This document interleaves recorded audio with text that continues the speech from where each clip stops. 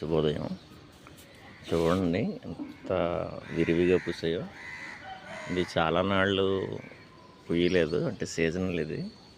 చాలా డిసప్పాయింట్ అయ్యాం. ఇంత గుబురుగా పెరిగిపోయింది, వేస్ట్ అని అనిపించింది.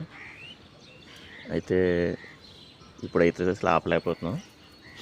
పూలు చూడండి ఎంత విరివిగా ఉన్నాయి. దీని పేరు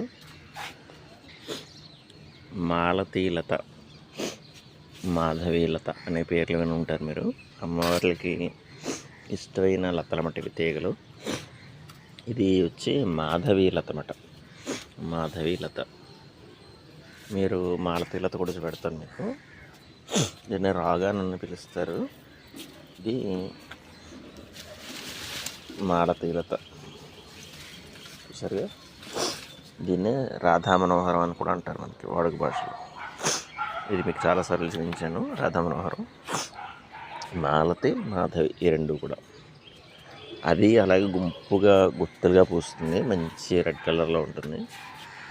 ఇది కూడా చాలా స్మెల్ వస్తుంది. గిన్నె మాలతలాగే చాలా మంచి స్మెల్ వస్తుంది. చెట్టు నిండా మనకు పూండు కోసుకోవాలి కానీ నిండా పూస్తుంది. ఇంకా ఎవరైనా ఈ ఛానల్ని సబ్స్క్రైబ్ చేసుకోకపోతే దయచేసి సబ్స్క్రైబ్ చేసుకోండి. మరిన్ని విశేషమైన మొక్కలను చూపించడానికి ప్రయత్నం చేస్తాను. ఇవన్నీ కూడా దాదాపుగా మా మిద్దె తోటలో పండిస్తున్నాం అన్నమాట.